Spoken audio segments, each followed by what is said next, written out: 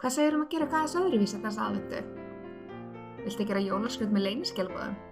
Eina sem þú þarft er pípurhreinsir eða einhvers konar band, perlur í 3 mismunandi litum og tvíundakerfið, en það er stafróf tölvunnar.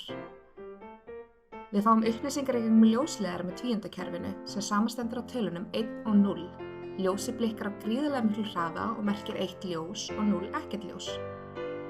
Það er kannski gott að setja perlurnar í skál svo þær fari ekki frá manni. En ég ákvað að skrifa orðið jól, þannig ég nota stafina J, O og L úr tvíundakerfinu. Merkir grænn litur 1 hjá mér og rauður er 0. Þegar fyrsti stafinn er búinn setji ég 3. perluna á sem er viðarlituð og þá er ég komin með bil. Þarna eru allir 3 stafirnir með bilunum. Svo er gott að setja smá brot á endana eða binda saman og það komið jólaskraut.